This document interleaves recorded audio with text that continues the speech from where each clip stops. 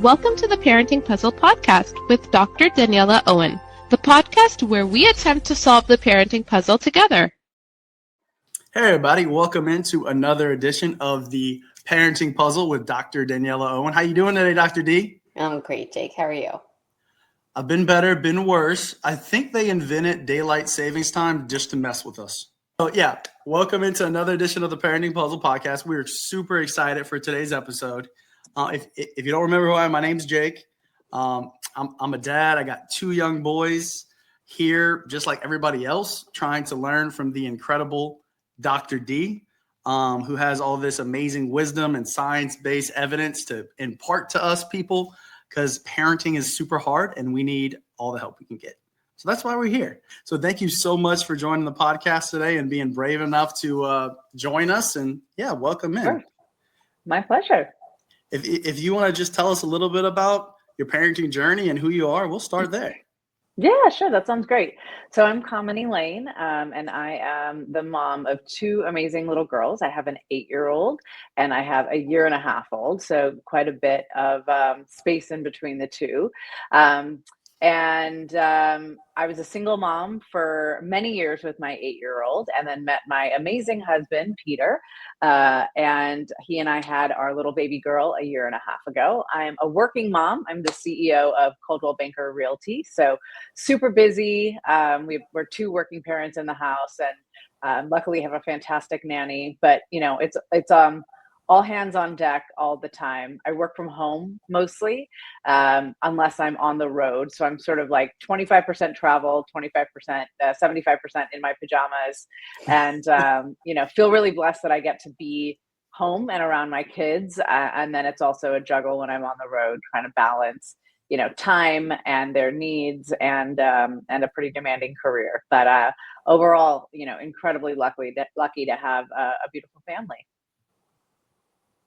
That Wonderful. is amazing. And congratulations for the success you've had in your career. Obviously, you're killing it. I want to be like you when I grow up, even though we're probably like the same age. That'd be awesome. Well, thank you. Thank you. I'm over to you. Any question you have, we'd love to hear from you. And Dr. D will answer, and I'll just listen. All right. Well, first of all, thanks for having me on. Dr. D, Daniela, Danny, has been my unofficial therapist for 30 years, 20 years. So I love being able to take advantage of it in official format now. And to at least, so my 8-year-old, listen, I'm biased, obviously, but I think she's incredibly talented. She is really smart, and, tons of personality, really adventurous. But where we have challenges is that she doesn't want to either dive in or stick to much of anything. So when she was very little, I had her in all the things. Danny, I don't know if you remember, but she was in like dance and gymnastics and play class and all the things. And, as she got into school and that became more of a focus, that faded a little bit. But she loves doing gymnastics in the backyard. She loves dance parties. And I did a lot of this stuff when I was growing up. And so I can tell she's a really good dancer. And I can tell, she taught herself how to do back walkovers and back bends and, stuff that's not elementary gymnastics, right? She's super interested in basketball, but she doesn't want to actually dive in. She doesn't want to take, she doesn't even want to go join a basketball team. She doesn't want to take lessons. She doesn't even want to go down to the park with her dad to learn how to shoot hoops. She is dead set against taking dance lessons. And I want her to, first of all, just, see if this is something that she could really pursue as a passion, but also have a little bit of a routine beyond just going to school and coming home, doing her homework, watching a little bit of TV, and then on the weekends, chillaxing, as she likes to call it, which is definitely her number one favorite activity. So that's what we're struggling with now, and I don't want to force her because that sucks the joy out of it. She loves dancing. She loves gymnastics. I don't want to force her into doing classes. But at the same time, when I talk to friends who have kids who are the same age, they don't really ask their kids' opinion. They're just like, you're doing this, and that's it. Okay, this is a great question. Thank you for bringing this question up. a number of thoughts are going through my head. I want to comment first on the not wanting to suck the joy out. I think that is the number one most important thing for you to keep in mind. And kids can be very intuitive, even at 8 years old. And so some kids really don't like the competition aspect of activities. And so one thing to ask yourself is why?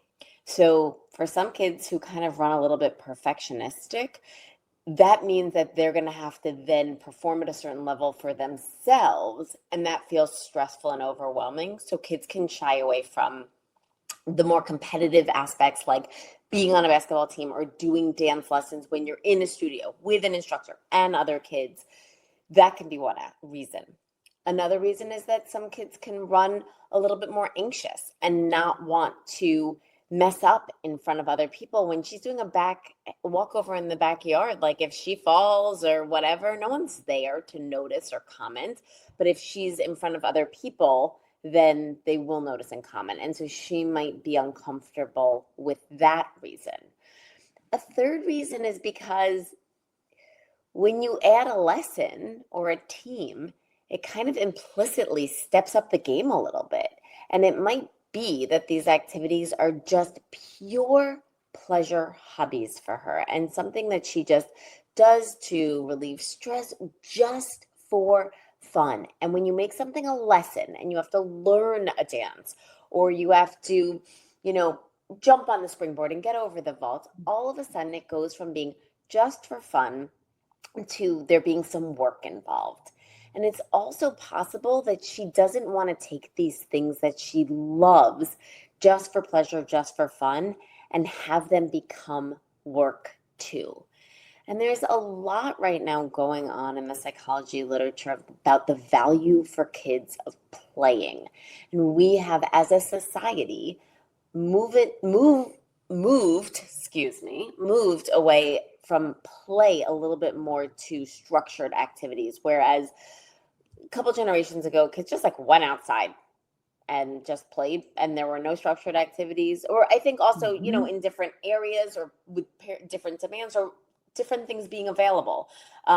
There wasn't a team to join. There wasn't a lesson to do. It was just like, go do it. And kids maybe put on some music and came up with a dance with their neighbors, but there was no like formal dance with an instructor showing you the moves. And so because school is all day learning, there's already a high demand on performance on kids, even at 8. And so especially if your 8-year-old runs a little perfectionistic or a little bit anxious or a little bit competitive with others, and any of those things might be playing a role in this, just protecting those activities as hers just for her. They're just for her right now. They're just for fun. She can't really mess up. She can't really blow it.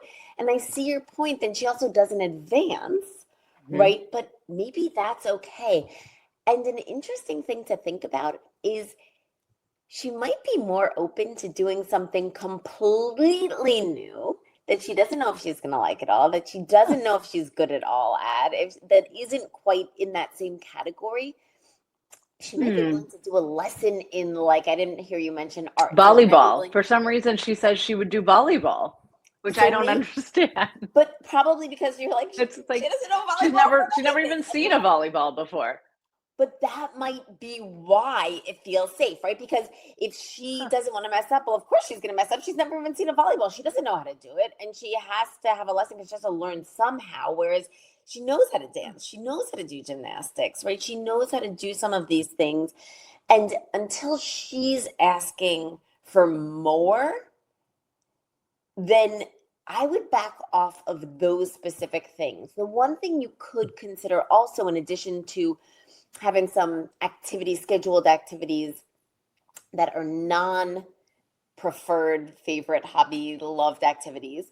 The other thing you could consider is finding a really great kids dance YouTube channel and seeing if she, without a person live in front of her watching her, without any classmates right there, without floor to ceiling mirrors, if she likes getting to learn new moves, but on her terms. And that's kind of what's different between doing it on your own and a class or a team. A class and a team, it's not all on your terms, right? The coach, the instructor, the other classmates, the other teammates, they all play a role.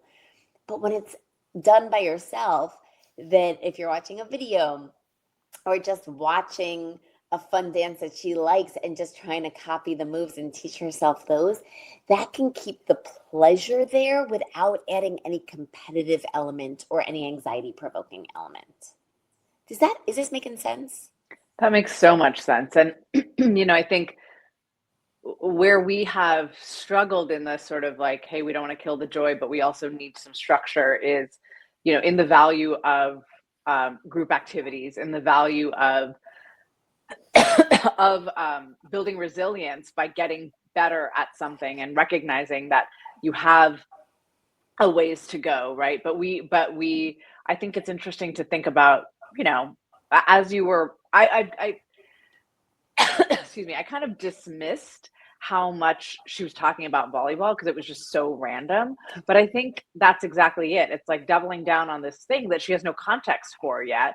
There's no fun to suck out of it because it just seems like this big mystery. And then letting her kind of preserve these things that she just has fun with as fun. Right. I'm going to get some.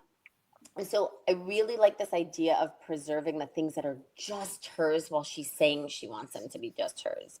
You brought up something really important a minute ago that I want to go back to, though, which is this idea of building resilience and having some struggle to get some gains. And that's always a really important balance to be thinking about.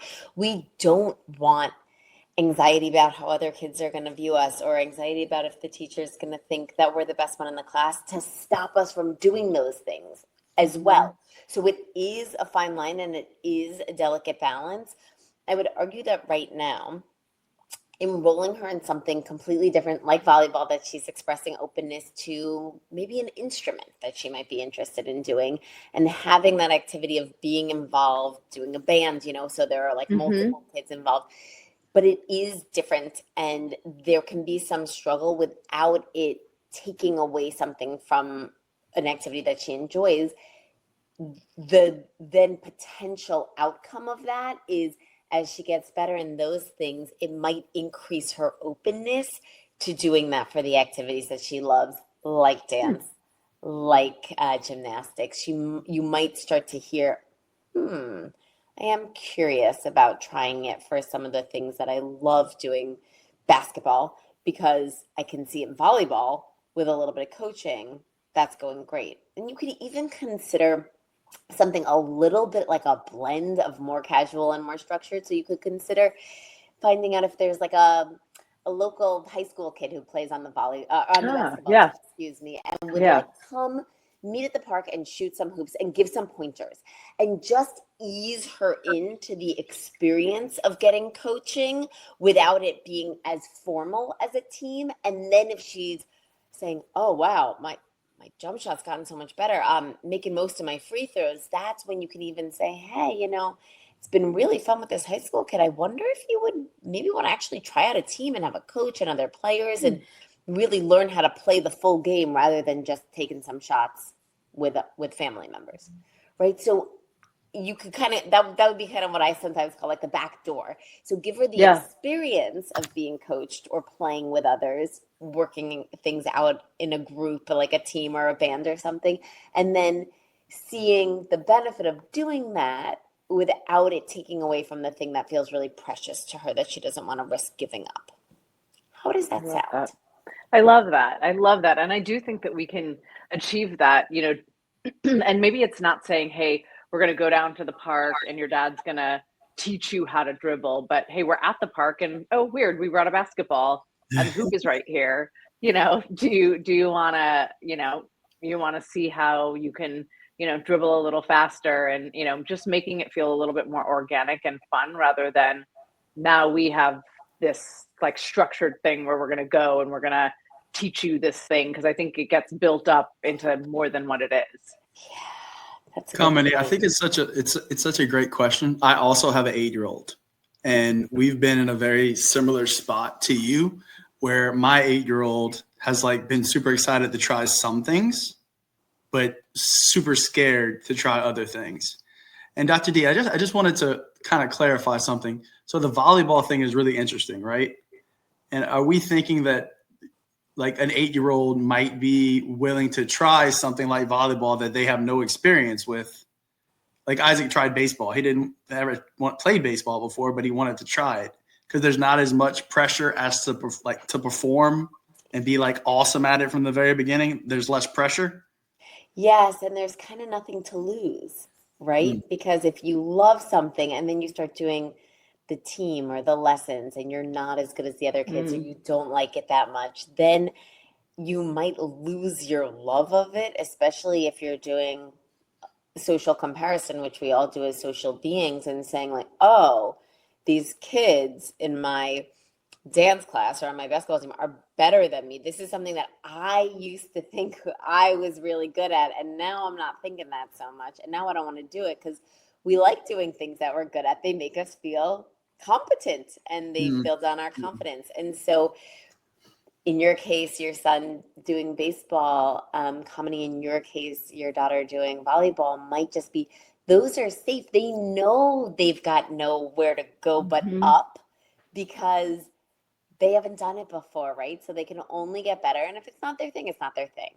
But when it comes to something that they love, but they've never done competitively or in a structured way, it does kind of feel like there's something to lose if they don't end up loving it as much, clicking with the instructor, clicking with the other kids, or just not seeing themselves as good as some of the other kids. So starting with a safe activity that's new and novel is a great way to get that structured activity, that experience of learning and coaching, that experience of working together, if that's one of the things that you're trying to help expose them to, without getting all that pushback.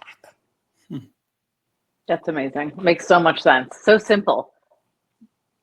Hey, if you need a story, my friend, Isaac tried baseball. At first, he was really, really bad at it. And over the season, he got better. He was still not very good, but he got better. And it opened him up to try new things. Like now we're doing flag football, which he knew he'd be really good at. So, yeah, I think that's a great point, Dr. D. It's amazing. Well, that's great. That's great. Well, thank you for that wonderful question, Kamini. I think that many parents will resonate with that experience and being able to kind of just think about how or where your kid falls within those different categories, and then thinking about other things that they would be open to. I know that your daughter offered one, but other parents could just say, well, what would you be interested in? Or let me make you a little menu of choices. You got to pick something, right? Like when you go out to eat, you got to pick something. You can't eat nothing. But you don't have to pick the thing that I was thinking you'd like. What would you like? And then it kind of puts it back into their hands and their ownership and just kind of this openness of just give it a try. Let's see how it goes. Segment, or what you think?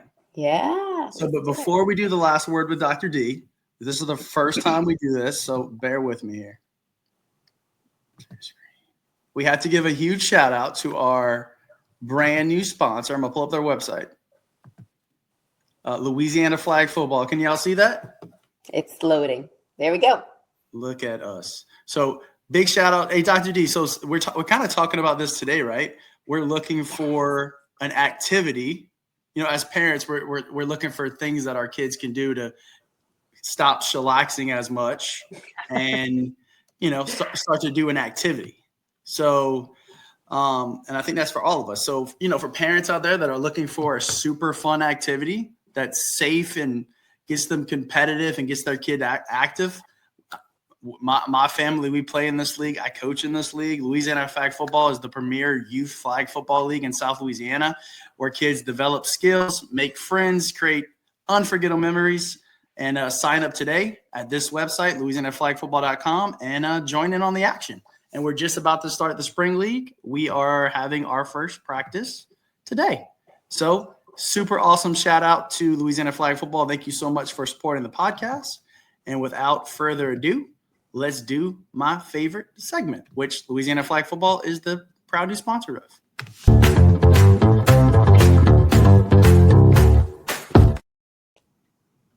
Okay, this is the moment when the pressure is on. So just to kind of recap, the kind of big takeaway is sometimes kids are really excited about or interested in activities. And then when parents offer lessons, classes, or teams, you get a very surprising response of kids really rejecting that idea.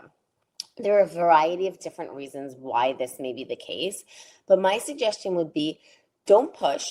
If that's something that feels really important for them to have for themselves in an unstructured, free play, free exploration way, I want to encourage you to allow them to have that. And if it feels important for them to have some structured activities or to be able to learn some things like working with a team or being a part of a band or group, come up with some other ideas of activities that they haven't tried yet and work together with your child to figure out one or two of these that they'd be willing to participate in. Sometimes when they do that, they realize the value of lessons and coaching and teams, and they might find openness to their already preferred activities. Or it might be the kind of thing where they're willing to do it for something that isn't their favorite and that becomes the structured or learned activity, and they're able to just explore that activity that they enjoy on their own purely for pleasure. And I really want to encourage parents to listen to your kids on this one. They have a lot of intuition, and they might grow some openness to the experience of having it be more structured and formal, or they might just want that to be their thing. And I encourage you to let them have their thing if that's what they're asking for. They know themselves pretty well. Dr. D, you always do an incredible job summing up every single episode. I couldn't have said about it better myself, obviously. And if you've been listening to this podcast and you've been enjoying it, please find us on Spotify, find us on YouTube, find us on Apple Music. The best way that we can get this podcast to grow is to get it in front of more people. And the reason we're doing this podcast is to get really simple, very simple, applicable tips out to everybody. And we hope you enjoyed today's episode. If you did, please consider subscribing and leaving us a review. It really helps us out and lets others discover the show.